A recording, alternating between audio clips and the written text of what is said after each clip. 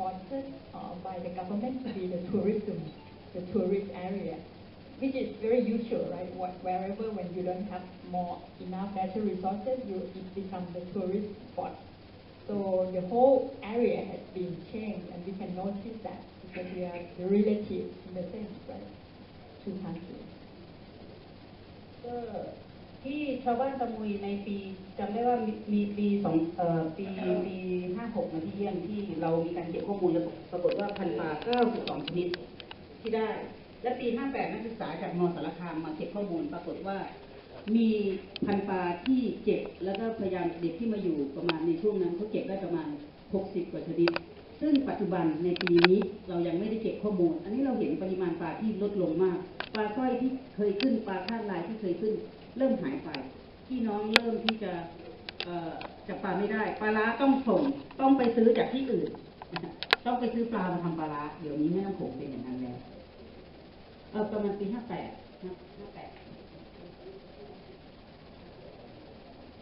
Okay, so back to 2003, we collect the fish species in our area, and we found 98 species in Samui. But 3 years ago, when we collect the data again, the fish species decreased into 60 species already, only. But this year, we haven't started collecting yet, so we plan to keep monitoring the fish species in the area.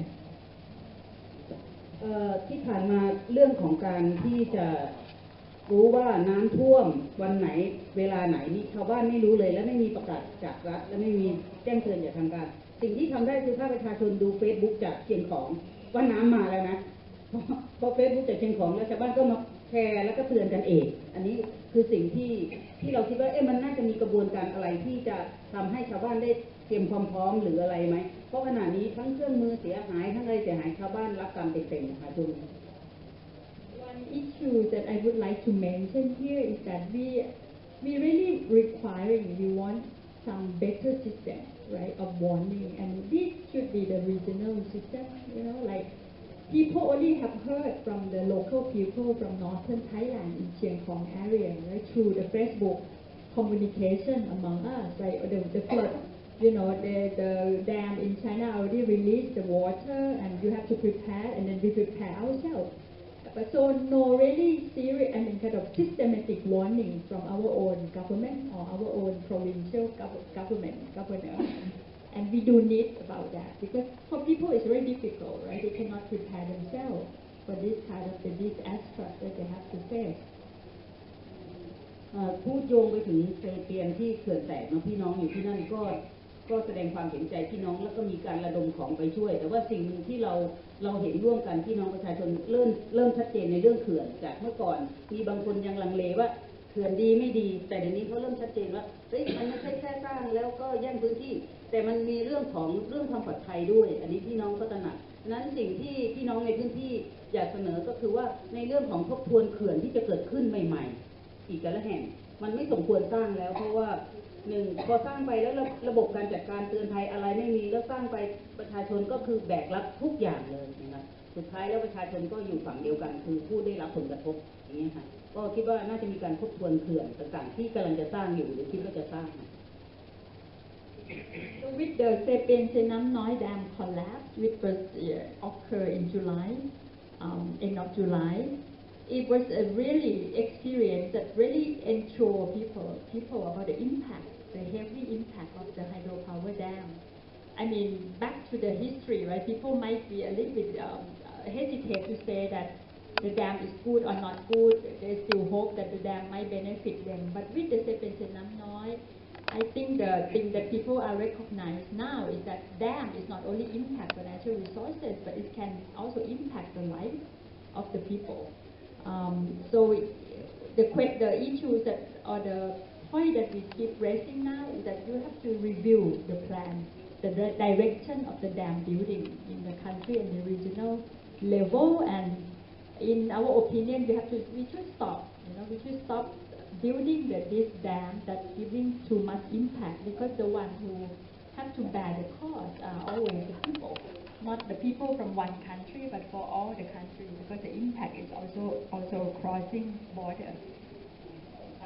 สุดท้ายก็คือว่าสิ่งปรากฏการณ์ที่เราเห็นหลังจากเราเข้าไปดูพี่น้องในดอนสะโฮงที่ลาวเนาะแล้วก็สิ่งที่ไทยเองก็คือในพื้นที่มันจะเป็นปรากฏการณ์ที่กระทบต่อเนื่องในเรื่องของแรงงานที่จะปลาอพยพไม่ได้แต่คนจะอพยพแทนอันนี้เป็นเรื่องแรงงานซึ่งจะผลกระทบไปพูดถึงในสิ่งที่เราพูดกันเรื่องแรงงานข้ามชาติแรงงานอะไรที่เราไปถามในพื้นที่ก็มีที่ข้ามมาไทยมาทำงานแล้วก็เรายังไม่รู้ว่าส่วนไหนถูกกฎหมายผิดกฎหมายอันนี้ก็เป็นข้อกังวลที่จะเกิดขึ้นในอนาคตมากมายที่ทั้งลาวเองทั้งไทยเองที่ไม่สามารถที่จะสร้างงานในพื้นที่ได้ก็คงจะต้องไปแรงงานอันนี้เป็นผลกระทบที่จะอาจจะต้องนำเสนอในเวทีนี้ว่ามันไม่ใช่แค่เรื่องหาปลาไม่ได้สิ่งแวดล้อมเสียแต่ว่ามันเป็นเรื่องของแรงงานด้วยในอนาคตค่ะอาจจะต้องขอนำเสนอแค่นี้เนาะในพื้นที่ Another key point that I would like to raise is that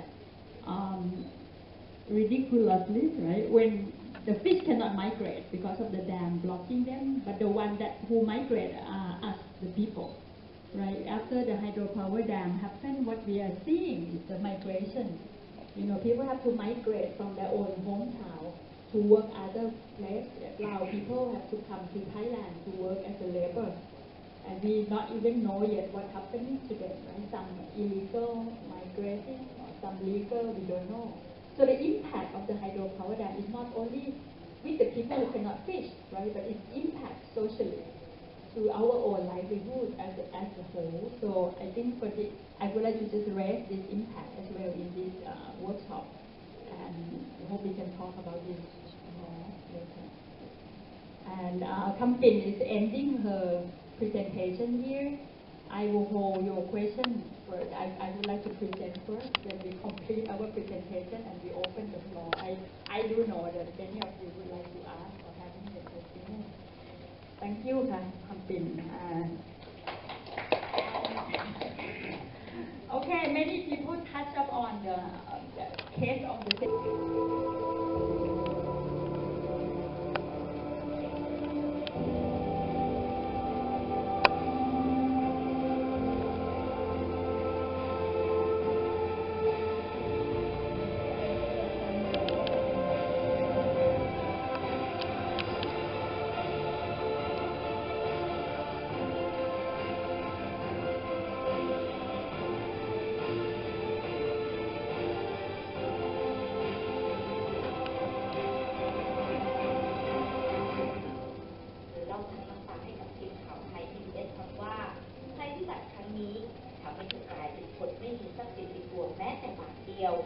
และจะไม่ขออาศัยในพื้นที่เดิมเพราะกลัวเหตุการณ์จะซ้ำอีก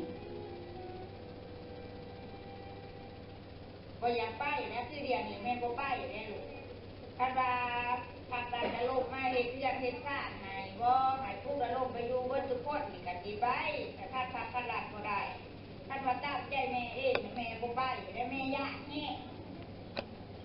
ว่ามันแห้งสุดในชีวิตแม่บ่เคยขอจักคือท่านแต่ละปีก็มีแต่น้ำยืงถึงซื้อมันแม่น้ำปลูกน้ำเพาะแบบนี้มันแม่น้ำคือกำลังไปลูกกำลังไปขึ้นดีพอ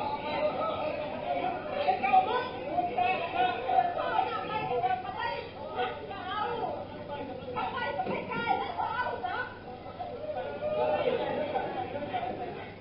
เขารอคอยบ้านพักชั่วคราวมานานกว่า1 เดือนแล้วแม้จะเป็นบ้านหลังใหม่แต่ความรู้สึกกลับไม่เหมือนเดิม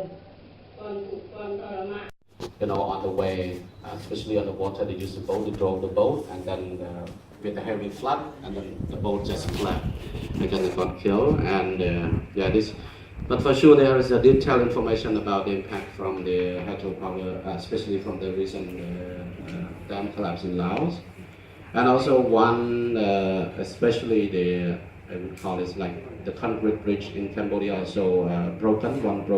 One concrete bridge also broken because of the damage from the heavy flood, you know, from the dam collapse.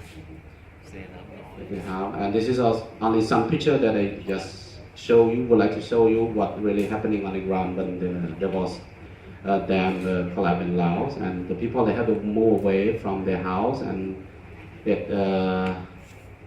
that is 1,579 households has been evacuated from their houses, from their home, especially to the safe place. And this is really a big impact. And we signed a Yali Fall, in around 1996 or 1997. This is a really bad situation, I would say, that the people, they did not really prepare themselves really well when the water come, the floods come. Okay, and then the people, they have, this is like the shelter, at the hill, somewhere is a bit high to protect themselves from the water. And I just would, I think we are the members, as PE and moderator just mentioned, we are the members of the steering committee, and we are also used to be like the steering committee of the regional network, we call it the Mekong Coalition, and today I'm also still the steering committee of the Mekong Coalition. So that's why we have been working at both national and regional or international level in order to advocate and to raise some concern, and also to convey the concern and request from the grassroots and to the national and also to the regional platform where we are working, we collecting, and we also advocate to the policy maker, also to the developer. This is some activity that we have been advocating, to the developers, to the decision maker at the lower Mekong countries, especially the lower Mekong government. And at the same time, we also link ourselves to the international, because I personally, as representing FACT, is also the members of the international alliance, we call the Waterkeeper Alliance. So there we also have some sort of like a campaign, to raise our concern and also to make a request, to have some sort of like a very good development project at the Mekong. Okay. With the Lao Dam and the investor related to the dam is something that the whole region can learn from. Okay, and I know that everyone who watching this video feel very sorry for the Lao people, and many of us who are sitting here are involved very closely with the donation, collection from our country in Thailand and other countries, and send it to Laos. And it's already been 3 months, right? 3 months and a little bit more than 1 week after the dam collapsed, but I think it's very difficult not to talk about the Noi as a very important experience or the kind of lesson learned for all of us. Until now, right? Even yesterday, I still seeing the article in relation to the Noi. So the interest of the issue is very high among the public, not only in our region but also in the country like Korea, which is relate directly to the Noi. With the limited time that I have, I would like to reflect a few key points from what I have observed and we have learned from our own work in the past 3 months. The first thing that I'd like to mention is that to us it's very clear that Noi is the example of the loss that overcome flooding over the benefits, so-called, of the hydropower dam. This dam supposed to be the 410 megawatt dam. Actually, it's not that big, right? Compared with the dam in China on the Mekong mainstream that they're talking about a few thousand megawatts, so on. But this dam is supposed to produce electricity that's selling for 27 years to Thailand. Only, and most of the electricity will go to Thailand. The dam collapse that happened is really impact directly, right? Of course, to the people in the area, but also to the investor as well of the dam. And now, looking at the thing that you see in the video, I'm not even sure that how much the compensation will flood over the benefit of the dam, or even the dam have the chance to really operate in the future or not. So when I'm talking about the impact, I'm not only talking about impact to the people, but the economics and the process of the investment as the whole, right? And I think one thing that we have to understand is that most of the dams that's now building in Laos, supposed to sell electricity to Thailand, and almost the only single buyer, right? And now Thailand itself, right? We use electricity approximately about 28,000 megawatts per year in the peak time, which means that when you use the most of the electricity, right? In 1 year, you might have that peak about 60 days per year, but we already produce about 47,000 megawatts. You know, we already have about 40% of the more than what we are really using.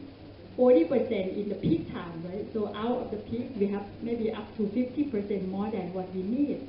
So I have to mention that you cannot use the Thai energy demand to be the reason to build electricity, kind of projects outside of Thailand, in our neighboring country, not only Laos, but also Myanmar and other countries as well.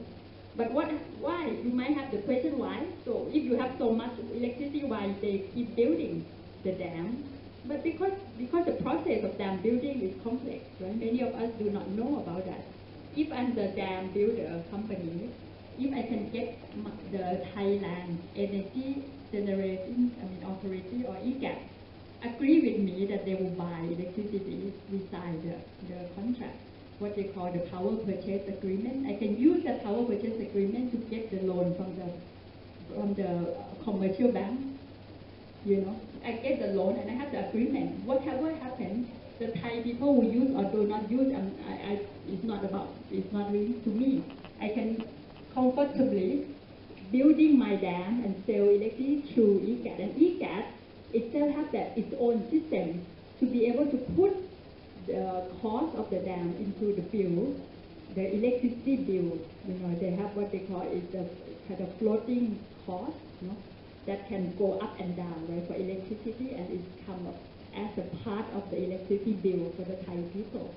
So when we are talking about the impact of the dam and the impact of the dam that produce electricity that we don't need, it also impact us, right, the Thai people as a consumer. And it's very interesting because this is a monopoly, kind of organization, right, EGAT.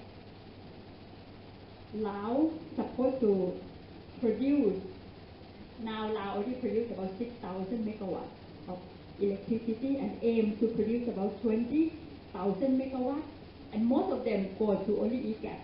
You know, economically, if this is one, what you call, business plan, right, I'm not sure if this is a good plan, right, that you are linking to only one buyer.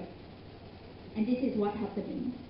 So the next point here is coming, I think, with our own title of the workshop. Now we are focusing on what happened with the investor. Right? Of course, for Sepen Nam Noi is an example of the, you know, issues behind the scene that many the public might not know about the investment, right, or the investor. Sepen Nam Noi Dam owned by the joint venture of the 4 companies, 2 Korean companies, and one of them, SK Engineering Construction, is the lead company. Another one is Radbury Holding. Radbury is the subsidiary company of the Thai Energy Authority.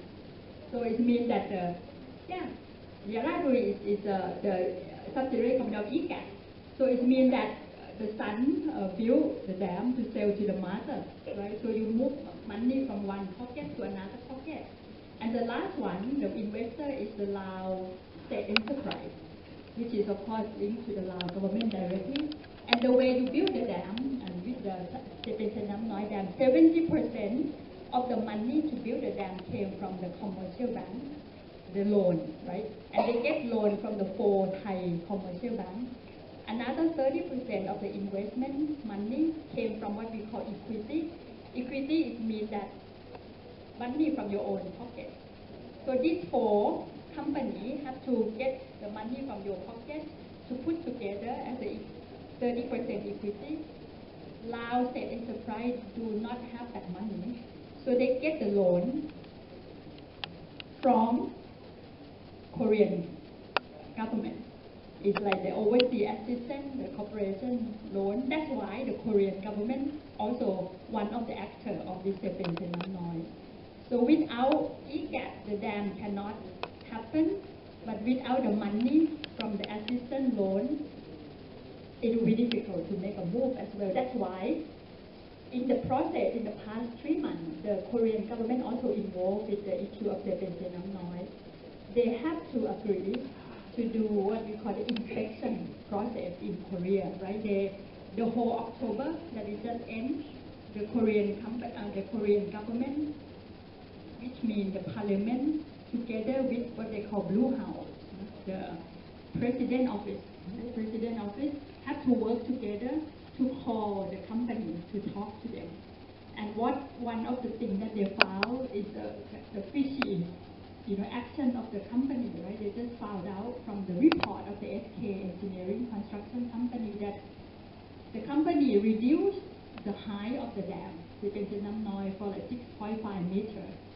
And that makes one of the parliamentarians saying that it's clear to him that this is not the natural disaster, right? It's a man-made disaster, that even we don't have the clear idea yet how the change design of the dam impact and make the dam grow, but it's still ongoing issues, and the media, the government, civil society in Korea is still working very hard on this issue.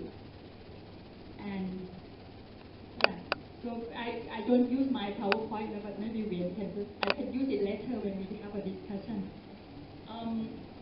So linking to the inspection process in Korea, in Thailand, the case of Sepensenamnoi and the role of the Thai company Ratburi and also IGAT and also the Thai bank already been submitted by the ECO group, the civil society network, to the Thai Human Rights Commission, right? And they already have the agreement from the Thai Human Rights Commission that they will call all the actors to talk, and the process will finish by the end of the year, and by next January, the report from the Thai Human Rights Commission should come out. You might know that in Thailand, the process in Thai Human Rights Commission is that after the report came out, it has to be adopted by the, what you call the minister, cabinet, the cabinet, the Thai cabinet as well. So this is very important, that what kind of mechanism that we have in the country to react to this kind of issues and the impact. Because in Thailand, it's not after Sepensenamnoi dam collapsed, not only because Sepensenamnoi, but it was the incident of the hydropower dam in Lao releasing water, right, to the downstream area. And this is for the first time that in northeastern Thailand they got a big impact. Because we have the pictures here as well, right? It's been announced for one of the Thai province in Bungkan province that the Nam Nung 1 dam in Lao is now released the water. And Bungkan have got the heaviest flood more than what they used to have, right? And it flooded over the rice field and things, and nobody talking about the responsibility on that yet. So not only dam broke, but also the dam releasing water is continuing in the past rainy season that just passed. So my point here, in conclusion, I think it's clear, right? It's more than clear in terms of now you cannot looking at the hydropower dam as one country issue. This is already the cross-border, right? And the impact when you're looking at the Sepensenamnoi is impact 7,000 to 10,000 people. So far, the number being announced is 39 people died. But also in Cambodia, right, 15 villages, 5,000-6,000 people, and for the quality is. So actually, we can just highlight that within, especially the last 2 years, that we see the space is a little bit much more better compared with the previous year. But we still need, because there is a need or request for the open space for the coordination platform happening on the ground. Especially we have to have a platform where the dam affected community can meet, can talk, can discuss, and then the civil society group, especially NGO, at the national level, that they can really collect the concern and requests from the grassroots, and then we bring to the national and also to the regional Mekong governments. But we see about the challenge between two, you know. We have been working with our existing resources, with our limitation of resources. We have provided our concerns, our requests, especially from the grassroots people, and we are working, you know, with the grassroots people. But most of the time, our concerns, our requests has been not really highly considered or taken into account. And there is one point. Another point we also see, you know, but actually maybe it's a bit too early to make an assessment on the intake mechanism of the council study. More or less, the council study is also, there are some good recommendation from there. They also talk about the renewable energy, you know. So hydropower dam development project is not the first best option, you know, for their development. So they also recommend about the renewable energy, alternative renewable energy. But we still question what the recommendation will be taken into account by the decision maker, especially by the dam developer. So we are still not clear with the intake mechanism, what is going on, whether the recommendation, the finding from the scientific body, even from the MRC, even from some independent scientists that have been conducted so far, we are still not clear, so that's why we still question. And finally, I just would like to highlight a little bit who we are. I'm sorry, actually, I should say it in my presentation. So besides the Mekong Coalition, we also have like a national platform where we gather at the national level and then we bring the issue to the regional one. So each country except Laos, but Cambodia, Vietnam, and even Thai, we have our national network. So let's say example from the Cambodia, we have River Coalition in Cambodia. We work very closely with the Mekong Coalition as a regional platform, and then in Vietnam we also have Vietnam River Network, and OCC River Coalition in Cambodia is hosted by NGO from, and he is Bounthone, he also the coordinator of the platform. So that's why we are working as a network, and we also build our capacity. And luckily, within the last 2 years, as I said, we have a very point by point. The number 264 is including hydropower and irrigation and other water use projects in the Mekong Basin. So for the council study and also this kind of data is focused mainly on the lower Mekong. So for the reason that is MRC, Mekong River Commission, only includes 4 countries: Thailand, Laos, Cambodia, and Vietnam. China and Myanmar are dialogue partners, not part of the Mekong River Commission, Mekong Agreement, Mekong 1995 Agreement.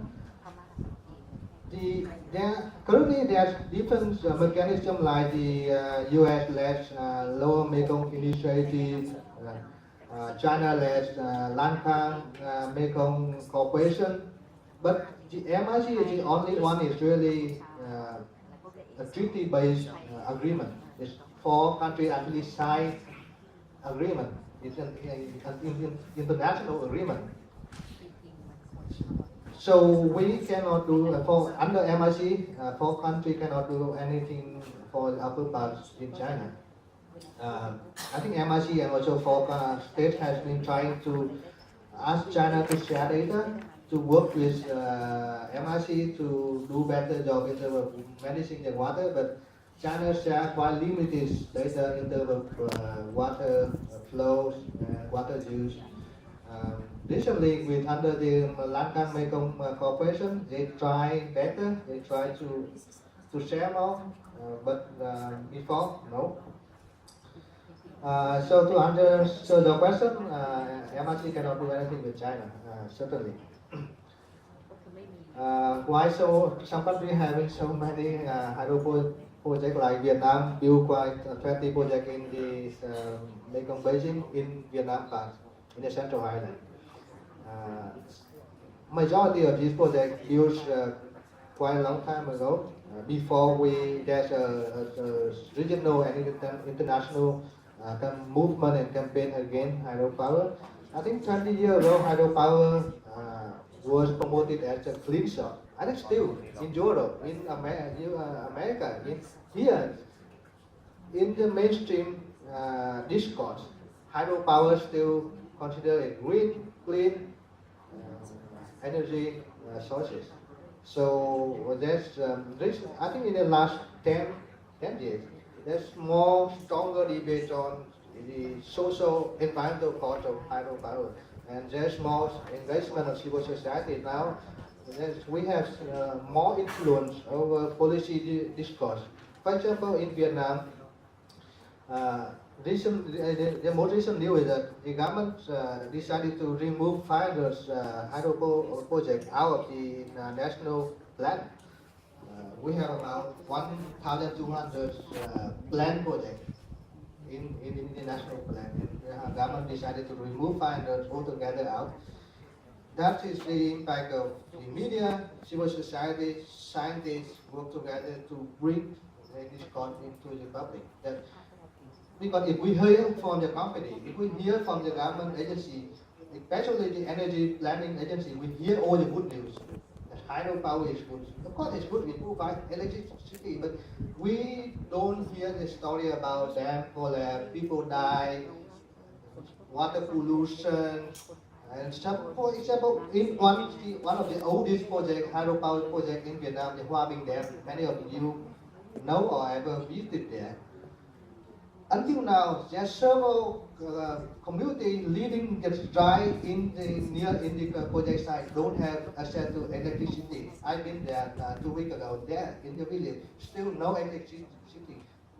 So, where is the fair? What is the value? People sacrifice their life, their livelihoods, their home, and then 30, 40 years ago, they still don't have electricity. Workshop also related to the Mekong issue. We talk from the peace and security perspective of dam and hydropower and development.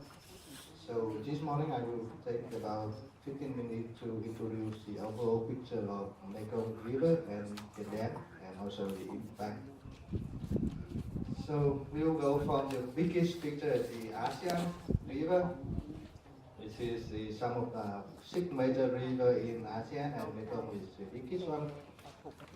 And all the sad thing is that all the big rivers in ASEAN, we are facing the big problem of pollution from development. And with the Mekong, until the 1980s of the last century, the Mekong still a wetlands river. It's free flowing from China to the Mekong Delta of Vietnam. And in 1992, China built the first dam, finished building the first dam on the Mekong, the Chanthalavong dam. And then now they have 7 dams upstream of the Mekong. And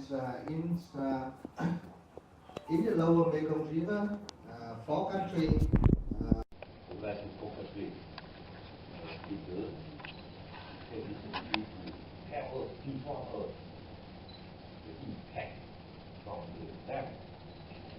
Right? I represent the Lao NGO. We have our goal also.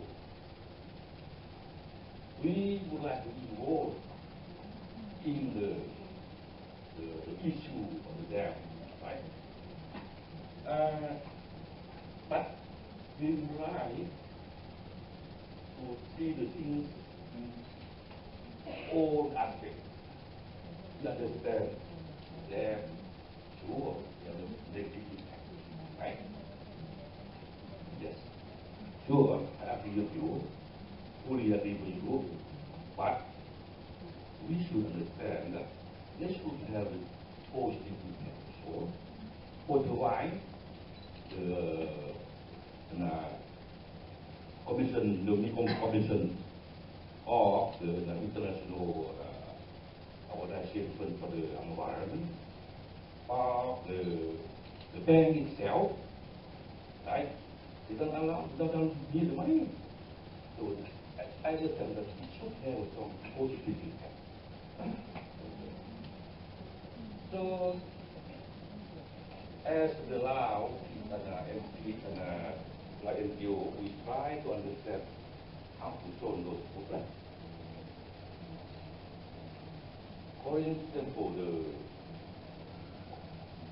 the dam that's constructed in the main stream of the Manikham River, I understand that the main things the constructor or the developer should respect is they have to release the water from the downstream through the turbine, right? The dam is a kind of tool to canalize the water pass through the turbine, get into speed, right? But the Commission and the Manikham Commission River, they have a specific regulation. Normally, the dam, from China, they should stop the water from the sky, but during the rainy season, in the reservoir, then release to the downstream, right? To that release speed. But they should respect the daily number of the cubic meter of water flow. Should respect.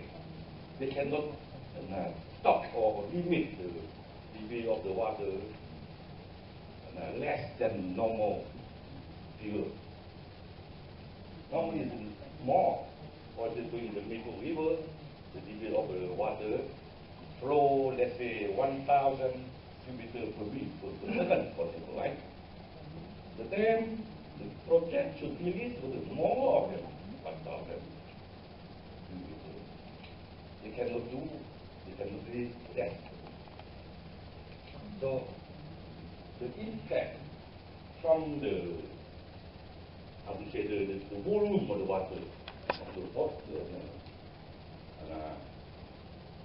the downstream, I think no impact on this. Impact because they have all the relation. Okay, I will check that. Yes. There are many things we have to understand. For example, for the fish, I myself, I go to Songapore to explain to the people, ask the developer, how do you overcome the problem of fish degradation? At that time, they don't point on that list. They tell me that they made a study many years before, and they took this study after the construction.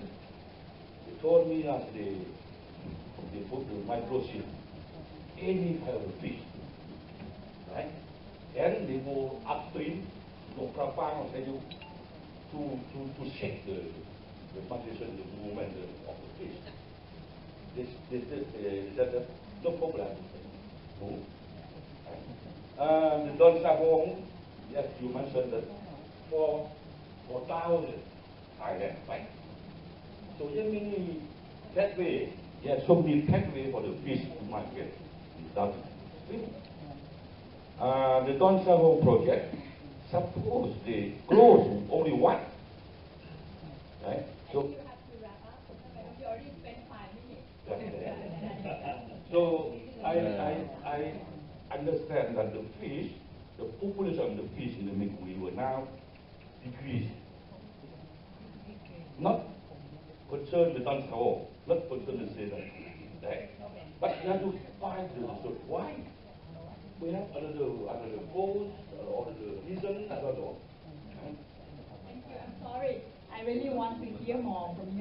we don't have much time, so yeah. We have, I have 5 people here. Okay, we start from, yeah. Okay, I'm sorry, we have to allow her first. Okay. Thank you so much. Không biết lại rồiลูกกล้องใช่ไหมแต่ด้วยแหละคือจริงๆแล้วเนี่ยจะเป็นคำถามคล้ายๆกับที่เขาตอบนะครับเพราะว่าในอดีตเนี่ยตอนปี 2016 ไก่เคยไปดูทั้งสองที่เคยไปดูตอนสร้างโรงกำลังสร้างเคยไปดูเทศานด้วยเจอเจ้าหน้าที่ไก่ด้วยนะครับก็ยังมีการสร้างอยู่เป็นสิ่งที่ไก่กังวลแทนพี่น้องทั้งสองประเทศเพราะว่าแม้แต่อยู่ที่อีสานอยู่สุรินทร์เนี่ยไก่ก็ได้รับผลกระทบจากการสร้างเขื่อนเหมือนกันเพราะไก่คืออยู่ในลุ่มน้ำโขงเหมือนกันในพื้นที่ลุ่มน้ำโขงเหมือนกันกระทบชัดเจนมากที่เห็นก็คือเรื่องของพันธุ์ปลาในลำห้วยที่บ้านเนี่ยลดลงเหมือนกันลำห้วยที่บ้านนะคะลำห้วยลำพ่อซึ่งจะไปลงลำห้วยมูลแต่ก็ไปต่อแม่น้ำโขงเหมือนกันได้รับผลกระทบถึงแล้วเราอยู่ติดกับทะเลสาบเขมรด้วยเพราะเราอยู่สุรินทร์เรามีเทือกเขาพนมดงรักกั้นแค่นั้นเองเราก็ยังไม่ได้รับผลกระทบแล้วนะคะทีนี้เมื่อกี้คุณพ่อก็ตอบไปแล้วจะถามว่าให้เขาตอบแบบนี้แล้วค่ะจะถามว่าเมื่อเขาเห็นประสบการณ์จากเซปานเกิดน้ำน้อยแล้วเนี่ยตอนสร้างโฮงกับอีกหลายๆที่ทำตอนสร้างโฮงนั้นกำลังจะเสร็จแล้วที่จัดการยังไงนะคะซึ่งคำตอบที่ได้รับเมื่อกี้แบบผ่านการแปลเนี่ยแกบอกส่วนตัวเองรู้สึกว่ามันไม่ใช่คำตอบสำหรับพี่น้องที่อยู่ในประเทศลาวท่านไก่เป็นคนพี่น้องลาวนะเพราะว่าท่านพูดถึงเรื่องของการจัดการที่ปลายเหตุท่านไม่ได้บอกว่ายุติการสร้างแต่ท่านบอกว่าสร้างต่อไปและต้องศึกษาเรื่องอื่นที่มากระทบว่าไม่ใช่แค่เฉพาะเรื่องของการสร้างแต่เป็นเรื่องของระบบการจัดการนะฮะซึ่งถ้าไก่เป็นพี่น้องลาวแต่ก็ไม่โอเคนะคะกับอีกอย่างหนึ่งก็คือว่าอยากถามทางเกิดเหมือนกันนะคะในฐานะที่ทำงานทางลุ่มในแม่น้ำในประเทศกัมพูชาด้วยค่ะก็คือว่าเซซานกำลังสร้างเขื่อนคิดยังไงเหมือนกันเพราะว่าเซซานก็มหาศาลแกก็ไปดูการสร้างในปี 2016 มาแล้วเหมือนกันนะคะเห็นพี่น้องที่นั่นก็ลุกขึ้นทำการต่อสู้เหมือนกันนะคะแต่ก็ยังดำเนินงานต่อแล้วถ้าทั้งสองประเทศเห็นตัวอย่างนี้จากเขื่อนเซปานด้วยก็น่าจะคิดให้ถนัดมากขึ้นถ้าเกิดเป็นคนที่สามารถจะบอกได้ก็คือบอกว่าเรื่องการสร้างเขื่อนที่นี่ขอบคุณค่ะ I'll summarize her point, right? She has been to both Bounthone Dam area and also Sesan, Lower Sesan Dam. And she said she's very worried about the condition of people there. And she herself is living in Surin, no? And this is the tributary of the Manikham. She said even in the tributary area, it got impact already from the dam. And we also have the impact for the fisheries. And so for her, the dam is not the answer, right, for the development. And she said, according to Dr. Maidong, what his point relating to the management that we have to find out, can it be better management that we can solve the problem of the dam? She said, to her, it's not the answer. He said, as long as you do not review, that if you want to stop the dam or not, right, to her, you have to start from thinking about stop the dam, and she would like to say that it should stop, and she would like to hear more, that for the Sesan, for example, people in Sesan, what happened and what do they want, and both in Laos and Cambodia, what do they learn from Sepeng Penamnon? It's very big lesson for them both. So that's the. So can I have the? Okay. Would you like to come here? Then we can make the light and yeah, let's do it.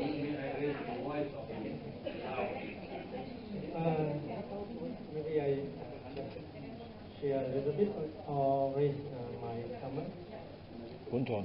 My name is Bounthone. I'm working for Cambodian Volunteer for Society. I'm previous also a member of River Coalition in Cambodia. Also a member of the Manikham as well. First of all, we all together need to recognize the need of energy. Everyone needs an energy, every country needs energy, but we also need to recognize the value of the Mekong River, which is a shared river of all the countries along the Mekong River, and we need to think of the sustainability of the use of the Mekong River. Like so far, we see that many hydropower dams proposed and planned on the Mekong. So what happens in the future if every country tries to build more and more dams? So we can imagine, so in the future, there might be a water war in the Mekong region among the Mekong countries. So if we all in the Mekong country, every country allow any country to build more dams, so what will be there? So with the negative impact to the Mekong River, which is the source of over 60 million people who are directly benefit from the Mekong River. Yep. So at this point, I want to raise 2 points. We have to recognize the need of the energy, and we need to recognize the huge value of the Mekong River. And so far, we already see the negative impact of the hydropower dam in Laos, even though it's considered as not so big but not so small, but it give a big negative impact so far. So we can imagine if we build like a bigger hydropower line in Cambodia, also plant 2,600 in Songapore, there just one plant dam, and some many other dams in Laos as well and in Cambodia. So we all can think all together, and then together as civil society need to discuss with our government, especially on the alternative energy. Yeah, we need to think of that. So what are the better alternative energy that we can take as the main source of the energy that we can seek for as the supply the energy needs in the region. Hello, my name is Dr. Bounthone Chanthalavong. I am a president of Alliance for Democracy in Laos. I will speak on behalf for the Lao people in Laos. The Lao people, they don't have right to speak. They don't have right to pray. We don't have right of praise. The Lao people don't need too many dams. The dam is now 46 dams in Laos. They have planned.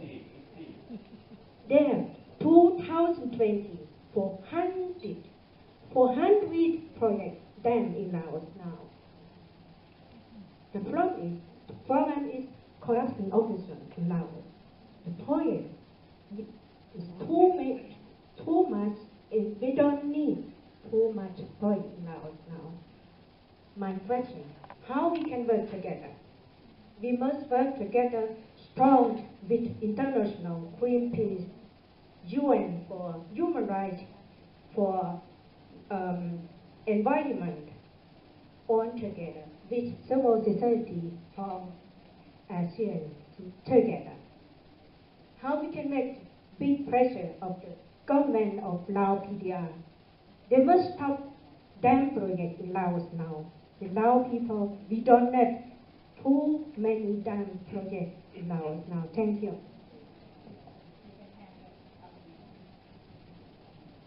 Thank you for the Ms. Moderator for giving me opportunity to share my comments and also my thoughts. For the last, for me, I'm sorry about that. I'm Chanthalavong, also from Laos, and also for the last, the thing just mentioned about the human rights, or he mentioned about the Lao people just don't have the right to speak out. I think every person who speak out here, how can be like that? Many of us who are attending in this person in this forum, we also just speak out in here. In other workshops, also say whatever we thought and whatever we think on the issue that we face, something like that. So regarding to our presentation today, regarding to the impact in the Manikham River, not only for the dam construction but for the other thing. This one, in my point of view, I would like to say that everyone also have the right to develop ourselves. Everyone, even myself, even everybody, right? This one is the actual activity that we need to think about. And as we know now, I think there are a few, dam or hydropower still under construction. I saw many hydropower still under construction and haven't started to operate and sell the electricity to other countries yet. So, but as we can see, there are many impacts in the Mekong River. But not only hydropower is not only a case that we should think about. We can see like the water in the river is increasing. We can see like there's some climate change. So the dam is not only the condition that we need to think about. The way that we do fishery, we also need to think about of that. And climate change, another condition that we need to think about. Environmental protection is the thing that we need to preserve and contribute. And I would like to say may I give some example? Like I saw the way that we do fishery. Some country, some people, some local people do fishery by using electricity for shocking. Do like this? Is this the good way or the wrong way? So we need to.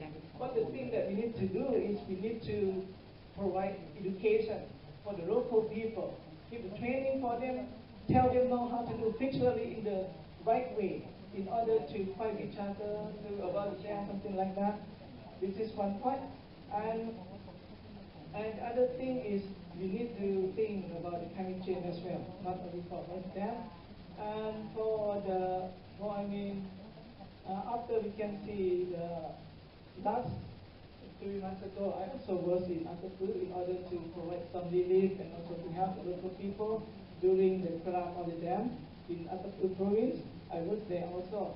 And we see the impact, and also we also provide some assistance to them.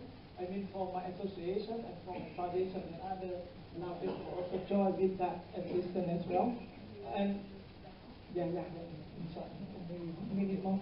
And I just want to say, like, as I got information and as I know by the news, by the media, we can see like today the government of the Lao or even from also provide information, revise, and also say like the government will suspend the consideration of the new dam hydropower proposal project in order to review the strategy of development. That is also a good way that we need to help. And as we are the CSO, the civil society, we need to provide some consultation, some recommendation to the government, not only for the Lao, but for the other countries as well. Okay, thank you so much. Okay, some facts and one comment with a solution.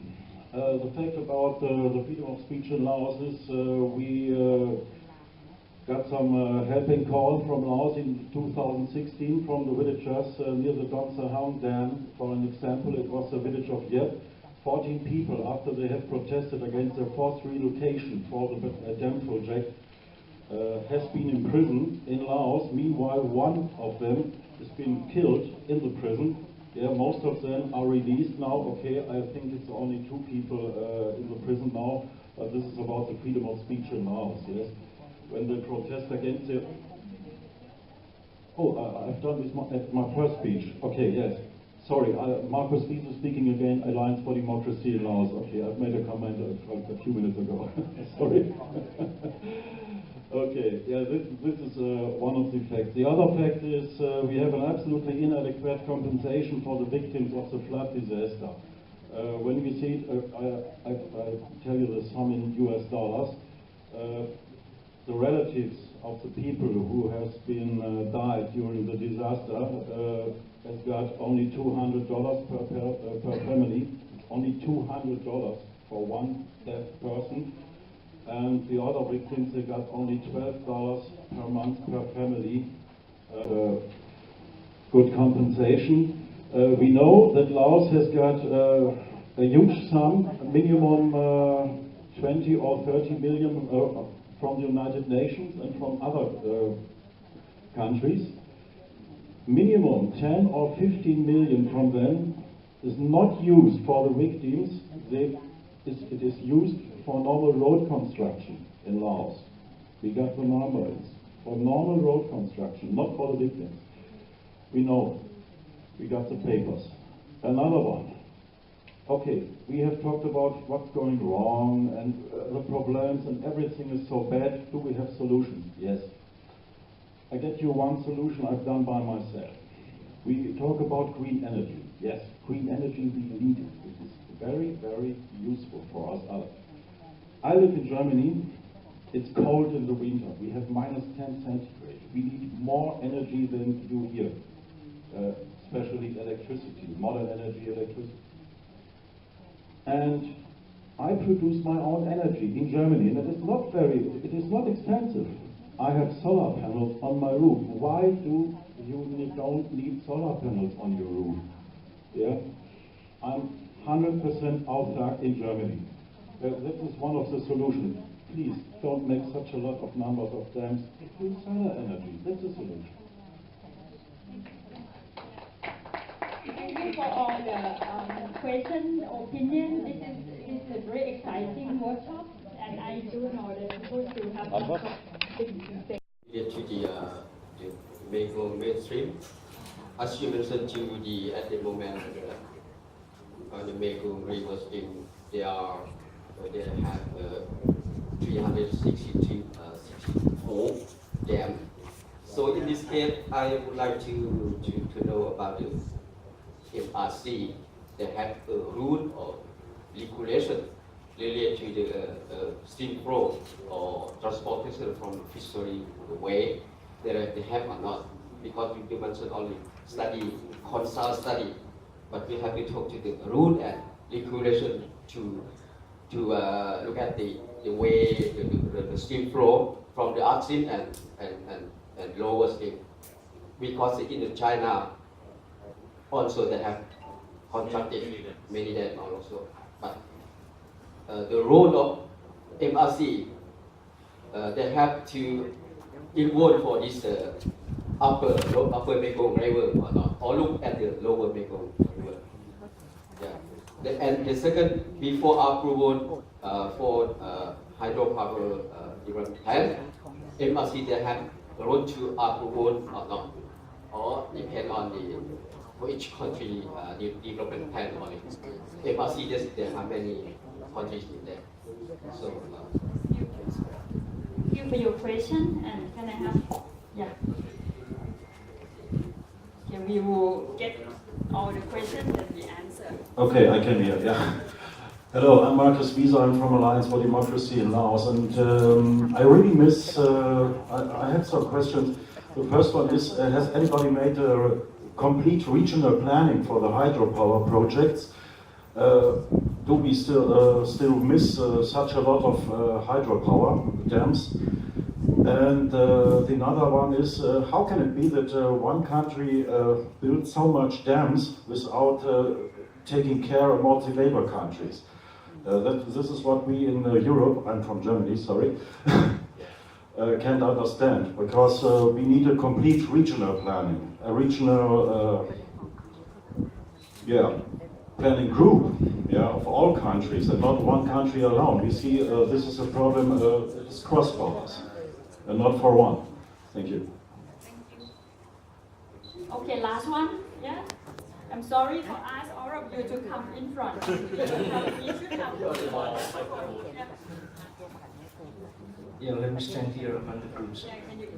So, in fact, I don't have any specific questions, but I just like to make comments based on this too. And yes, I am Soduar from Myanmar. In terms of organization, I'm working for Land NGO Group, the organization which is working for the land governance system and also natural resource governance in Myanmar. So, the presentations about the impact of the hydropower or some other man-made or natural disaster or something like that on the risks of the communities, we have found that there are so many challenges in the region for that one. Yeah, and my appreciation goes to presentations on the Vietnam's as well as to the Cambodia cases, and also the one who presented about the Lao cases. It was just comprehensive one to see the regional perspective. So the first one is the presentation about the research finding. So it highlights the risk, the future that we have to consider about the. And another one is the evidence base that presented by Cambodia and the Laos case. That. So in this context, that the development projects that have been designed and implemented in that particular area, according to the comments from the from the Germany, that it should be regional planning or something like that. It is really required. But my question here and my comments here is that if such kind of development project is to be designed and to be implemented in that particular, the role of the community and the women and also the people of the all these regions should be considered into this developing this any development project in this particular area. If I link the message to this morning's second presentations about the trade charter, the questions, the recommendation highlight that the business case for the people, the business case for the human right, it should be considered as well. So this morning presentation is really highlighted that the regional governments, especially the governments in ASEAN region, should work together to have a monitoring system of all these development project activities, including the community who are living in that particular, and working together with the civil society organization and NGO. So that my encouragement as well as my comments that this is not only for the one government affairs, this is not only for the one country affairs, this is for all the ASEAN countries, especially the Mekong regional countries. So that my highlight is that it is better for us to raise our voice to our governments to come together, to work together, to set up such kind of monitoring system and regional planning system, so that this has all the development project activities are designed will be in a very safety manner, and we will come up with a very risk management mechanisms. So that this is the one.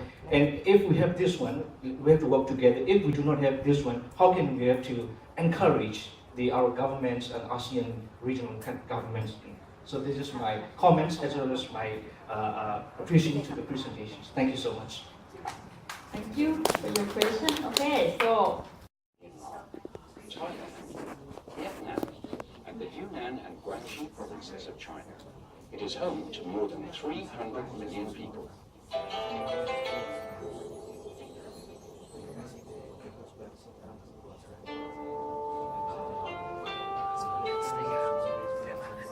Over the last decades, millions of people have migrated between these countries and beyond in search of security and a better life. Sorry, I thought that I'm gonna turn off the light. They support their families back home and play an essential role in the Thai economy. However, this positive contribution is often overlooked. Migrants are commonly subject to discrimination and rights violations while living in relative social isolation. They are employed in sectors including manufacturing, construction, agriculture,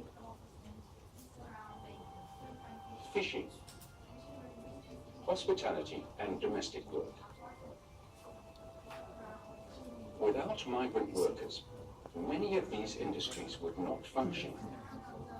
Despite playing an integral role in the economy, governments treat migrants as if they are temporary, and people have almost no possibility of acquiring permanent residence or becoming a naturalized citizen. But how long is temporary? How long can a person stay somewhere without a sense of belonging or acceptance? Visa conditions are inflexible and short, leaving people without certainty about the future.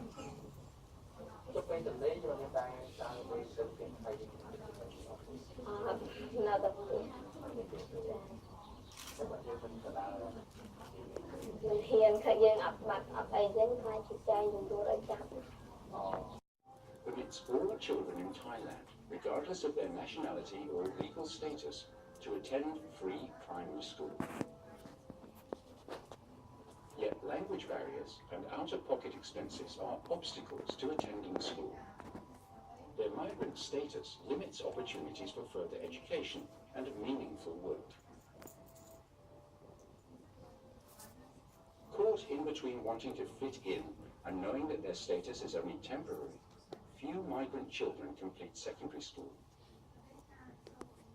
Instead, most start working in unskilled jobs early.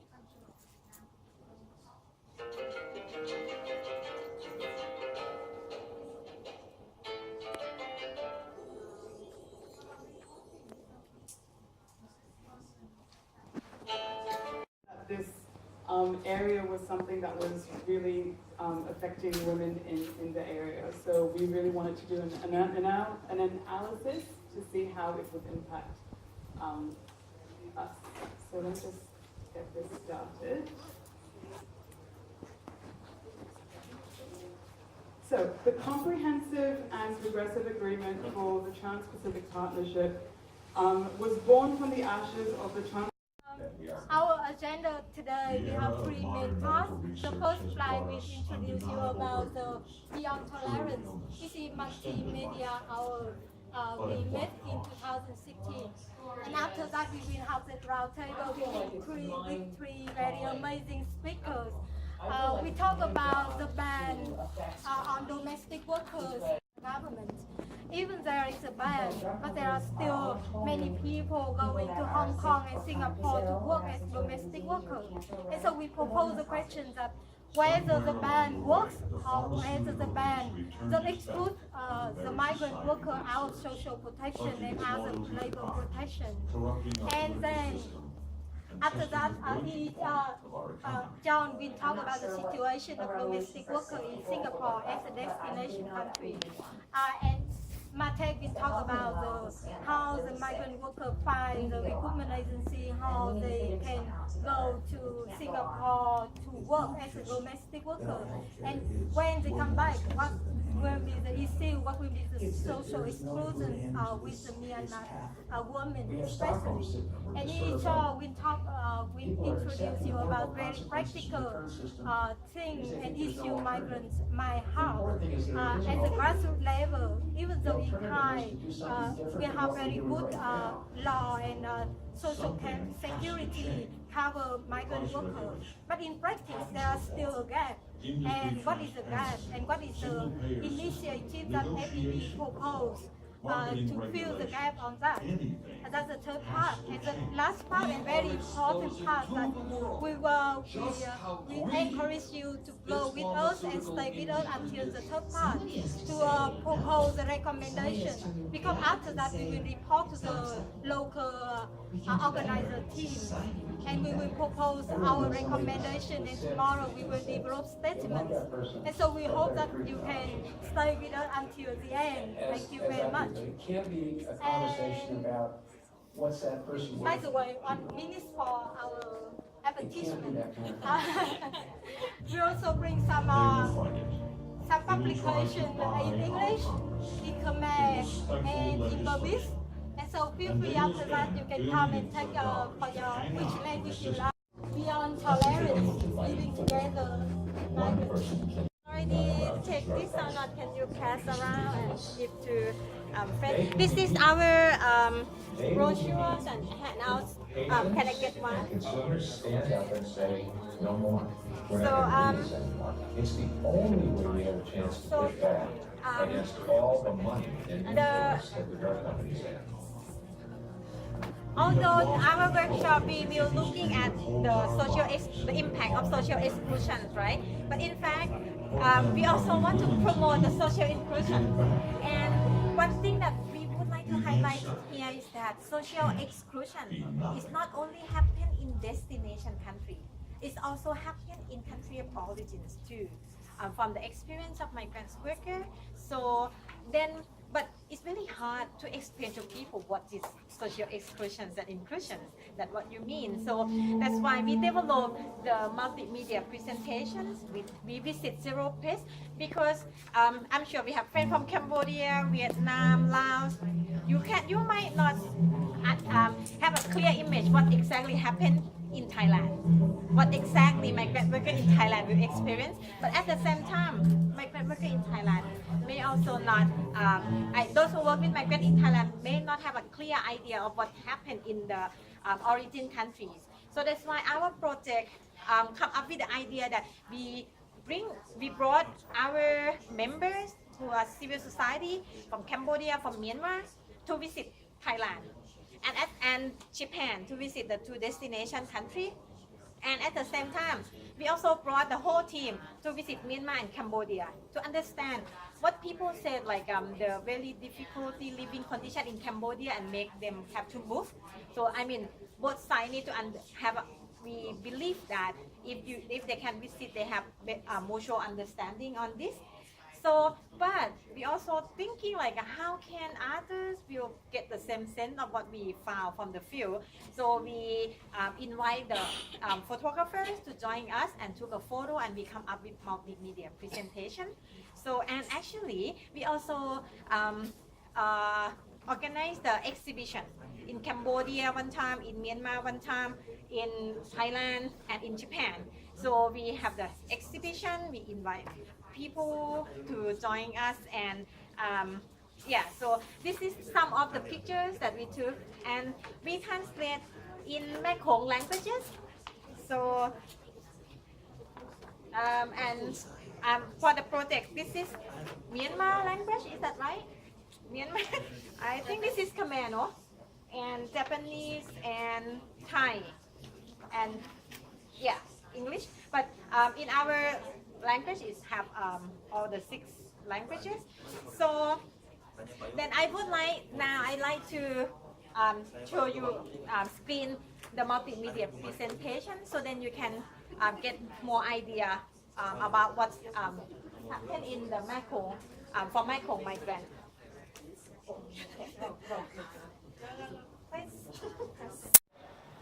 Aloha, I'm here today with a summary of day 2, looking at the workshop component of the ASEAN Civil Society Conference.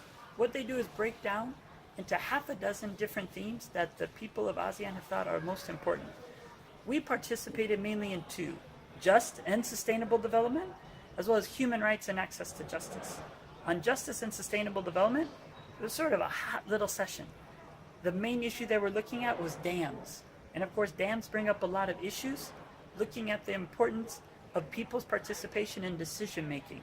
And on a sad note, right after the review of Laos at the Voluntary National Review at the High-Level Political Forum that took place in July, a dam did break, and there were many deaths and many people's lives were impacted.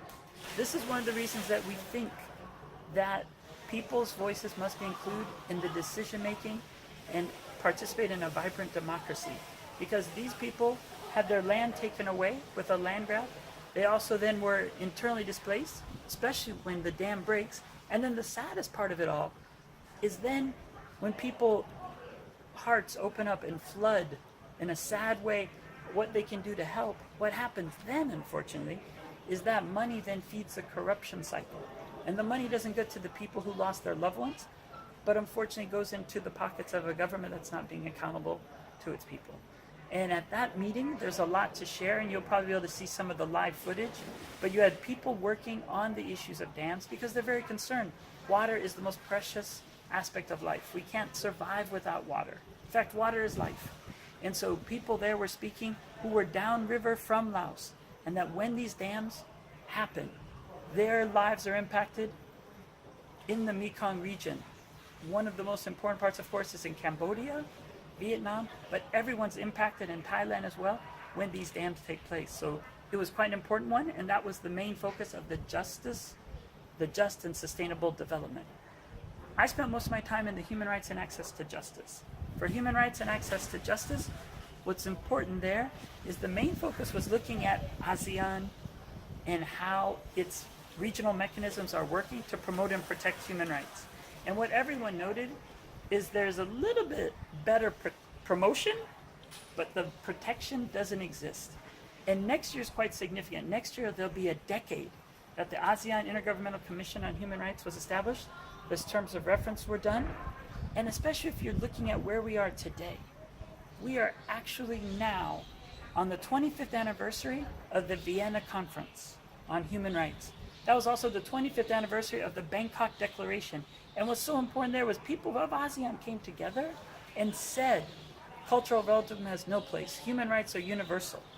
They apply to everyone. We're all born in equality and with dignity, and we must spend our lives to ensure that everyone is able to have a life of meaning and happiness. So on this time, we're saying, wow, ASEAN Intergovernmental Commission on Human Rights has to change. What was very exciting is one of the AICHA representatives from Malaysia did a great job sharing the challenges and sharing what they're doing to make improvements. And he was even saying they're going to actually organize a mission to go see the Rohingya, which is quite important and would be a big step. But on that panel were also very strong people from Amnesty International saying, you must focus on the protection mechanism. There must be action to make sure that there's a regional commission that actually does its job and that people feel if they bring cases, it would actually be considered.